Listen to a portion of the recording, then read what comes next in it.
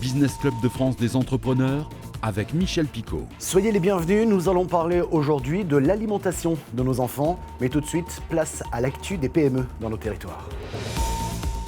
À Besançon, Maty vient de racheter l'atelier de service après-vente Express Bijoux Service. Cet atelier va s'installer dans la tour Maty, propriété du groupe Gemafi qui réunit SFM, fabrication donc de bijoux en série, et Maty, vente, distribution, grand public et qui emploie 500 salariés au total. Maty est connu dans toute la France pour ses bijoux et ses montres et compte 100 000 clients. Le Plessis, Patay et Brétigny-sur-Orge vont prochainement héberger une méga ferme solaire. Cet équipement sera opérationnel en 2024. Le parc de 35 MW comptera 70 000 panneaux photovoltaïques et produira environ 40 gigawattheures par an, soit la consommation d'une ville de 20 000 habitants. Le coût de ce projet devrait s'élever à plus de 30 millions d'euros. Le Laboureur, entreprise spécialisée dans la fabrication de vêtements de travail depuis les années 50 à Digoin, en Saône-et-Loire, vient de passer à un rythme de travail de 4 jours par semaine, 35 heures. Après plusieurs mois d'expérimentation, une initiative assez rare, surtout dans l'industrie, une initiative à souligner. Notre invitée aujourd'hui, Tiffaine Benguino, fondatrice de la marque Popote Bébé Food. Bonjour, merci d'avoir accepté notre invitation. Bonjour. Alors pour être concret, que propose Popote ? Alors effectivement, Popote, comme son nom l'indique, on fait de l'alimentation pour les bébés. Donc on a deux axes, deux gammes de produits différentes. La première qu'on a démarré il y a quelques années maintenant, qui est une gamme d'alimentation pour la diversification alimentaire, donc principalement des purées, des compotes de fruits, légumes et viandes en format souple, donc dans des formats de gourde et dans des formats de poche. Ça, c'était notre démarrage. Et puis depuis un an, on a également du lait infantile qu'on a sorti, qui permet de venir en complément ou en remplacement de l'allaitement maternel pour les enfants de 0 à 3 ans. On va parler de votre marque et du marché, mais d'abord parlons de vos produits, leur traçabilité, le contrôle qualité ou encore les matières premières. Comment ça se passe ? Alors, c'est un très, très gros sujet, parce qu'évidemment, on ne se lance pas dans l'alimentation infantile comme ça. Alors déjà, pour le contexte, j'ai la chance d'avoir un papa qui fait de l'alimentation infantile depuis plus de 25 ans. Donc, on a tout autour de nous... au départ, on est des industriels avant de lancer Popote. On a une connaissance du produit, du secteur qui est assez importante. Donc, comment ça se passe ? C'est extrêmement normé. Ça va démarrer depuis le produit quand il est encore dans le champ pour aller vérifier qu'il n'y a pas de contamination. Surtout qu'on est en bio, donc d'autant plus au niveau du producteur. Aller vérifier les conditions de production et on s'assure que du début à la fin, on tienne vraiment le cahier des charges de l'alimentation infantile qui est extrêmement chargé et en tout cas extrêmement normé en France. D'où est venue cette idée de créer une nouvelle marque d'aliments pour bébés finalement ? Comme je vous le disais, j'ai un contexte familial qui aide à se projeter sur ce genre de marché. J'ai été nourrie à ça. J'ai nourri en tout cas à ce secteur d'activité et à l'entrepreneuriat. Et ensuite, c'est effectivement une période de vie que j'affectionne particulièrement. C'est beaucoup de remise en question pour les parents qui ont besoin finalement d'être assez accompagnés parce qu'on est un peu lâchés dans la nature. Et c'est aussi de se rendre compte qu'il y a peut-être des choses à apporter à un marché qui était très, très mature avec de très gros acteurs qui sont Nestlé et Danone qui trustent l'essentiel du marché encore aujourd'hui et qui ont... le marché a toujours fait des plats tout faits pour les bébés. On voulait amener une nouvelle manière de faire les choses puisque c'était cette fois-ci non pas des plats faits, mais des ingrédients qu'on pourrait assembler ou compléter à du fait maison pour pouvoir finalement faire sa propre popote, tout le nom. Et de se dire qu'il n'y a pas une seule manière d'être parent, mais plein finalement, et que certains vont manger des produits avec du beurre, d'autres avec de l'huile, certains aiment mettre des épices. Donc là, on va plutôt venir comme une aide auprès des parents que comme un substitut total d'un repas. Voilà. C'est un petit peu cette volonté d'amener un peu de nouveauté, un peu de fraîcheur sur un marché qui était, il y a 5 ans, parce qu'on a 5 ans maintenant, assez, en tout cas très, très mature, ouais, très, très mature. Alors, les grandes marques, pour ne pas les citer, Danone et Nestlé représentent 80% du marché de l'alimentation infantile. Mais de nouvelles petites marques ont vu le jour récemment et se grignotent quelque part de marché, on va bien le dire. On va citer Baby Bio, les bocaux de mamie, Good Goût ou encore vous, Popote. Comment faites-vous pour vous faire une place sur ce marché ? Comment on fait sa place? On a peut-être un positionnement, je suis parmi les seules mamans peut-être à déjà ramener un visage. Donc, je suis parmi les seules mamans à être visible, en tout cas, sur ce secteur. C'est assez peu incarné, paradoxalement, peut-être. Donc, en ramenant ça, c'est vrai que nous, on a pris avec Popote le parti pris d'aller échanger beaucoup sur l'émotionnel et sur ce fameux moment de vie qui est très particulier, avec un accompagnement qui est très fort. On va mettre en place des ateliers, on va mettre en place du suivi. On est un peu, Popote, je dis souvent, c'est un peu comme la bonne copine. On a des mamans souvent qui nous envoient des questions que j'aurais pu recevoir comme étant la copine.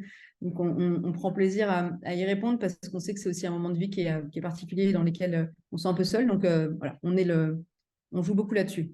À l'opposé, on pourrait dire que les grandes marques peuvent, puisqu'elles sont installées depuis un certain temps, peuvent inspirer confiance aux parents par rapport aux petites marques. Mais vous me direz, et là vous avez raison, les grandes marques n'incarnent pas vraiment leurs produits. C'était vrai il y a quelques années. Aujourd'hui, les grandes entreprises ne sont plus forcément synonymes de confiance. Il y a eu quelques histoires qui ont un peu ébranlé la confiance des parents, qui vont du coup chercher un petit peu à droite à gauche. C'était peut-être vrai il y a 5 ans quand on s'est lancé, c'était compliqué d'aller conquérir la confiance des parents.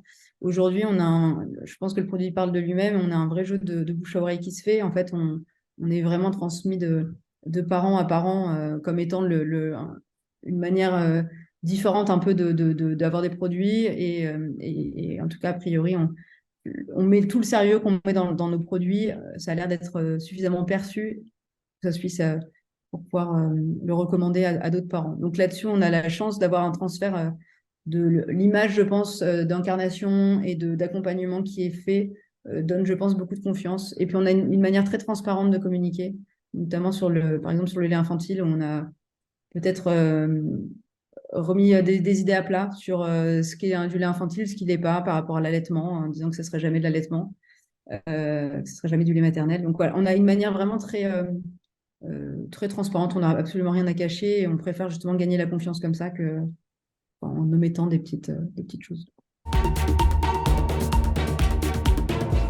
La fromagerie de Bennestroff en Moselle, appartenant à la compagnie des fromages Richemont, a laissé entrer les caméras de Moselle TV. Dans ce coin assez isolé de Moselle, la structure doit redoubler d'efforts pour attirer, mais aussi pour fidéliser les nouveaux talents en reportage de Moselle TV. On peut voir qu'ici, il a déjà caillé. Le gel commence à se former. Alors que si on regarde juste avant, là, on est encore liquide. C'est une étape indispensable, le passage du lait à l'état solide. Clément est chargé de contrôler sa bonne fermeté avant qu'il ne soit tranché en petits cubes. Là, on a des beaux grains de caillé qui se tiennent bien. Donc, ils vont pouvoir être soutirés, envoyés à la mouleuse pour être moulés dans les moules qu'on voit ici. Arrivé en 2020, suite à une candidature spontanée, Clément est aujourd'hui responsable produit process du site. Un poste créé spécialement pour lui. C'est des postes qui sont assez longs à mettre en place. On part d'une page blanche et ça peut durer plusieurs années à bien avoir la routine qui est bien intégrée sur le site. J'avais été formé aussi par un autre responsable process sur un autre site qui lui était là depuis 10 ans et au bout de 10 ans il avait toujours des nouvelles choses à essayer de comprendre, à intégrer dans ses tournées terrain par exemple. Donc c'est quelque chose qui est sans cesse en évolution. Si les postes évoluent avec la technologie et la robotisation, le produit lui reste le même grâce à un procédé de fabrication naturelle. Pour y veiller, Alexandra manage une équipe d'une douzaine de personnes. Donc du coup, pour la journée de hier, donc juste petit rappel sur les points de sécurité. Donc je vous ai affiché ici le point des résultats sécurité sur avril 2023. Et du coup, petite nouveauté aussi sur la zone de déchargement. Qualité, sécurité et performance sont les 3 mots d'ordre pour Alexandra, toujours au diapason. Donc les résultats sont très bons. Sur la semaine dernière, on avait 98,7% en bactériaux. Donc on voit bien une très nette amélioration sur la bactério. Donc continuez comme ça. Quand j'arrive le matin à 8h et quand je repars le soir, j'ai passé une bonne grosse journée. Il y a beaucoup de choses à faire. J'ai aussi une très très belle équipe qui m'a bien acceptée malgré mon jeune âge et on va dire mon peu d'expérience vis-à-vis d'autres personnes qui sont là depuis 20 ans. Je continue chaque jour à apprendre de nouvelles choses et à me perfectionner sur mon travail. Sur le site de Benestroff, 50 tonnes de fromage sont fabriquées chaque jour. 12 variétés différentes sont affinées dans ces caves entre 1 et 3 semaines en fonction des formats. Et pour faire tourner la boutique, l'usine ne peut pas se passer de techniciens comme Guillaume en alternance. On est très polyvalent là maintenant, surtout chez nous, parce que dans d'autres entreprises, ils ont des gens qui sont qualifiés spécialement. Par exemple, ils ont des mécaniciens, des électriciens, des automaticiens, des hydrauliciens. Alors qu'ici, nous, on fait tout, quoi. On est polyvalent et c'est ça qui est bien. Ça levé, en fait, il détecte qu'il y a le pont qui est là.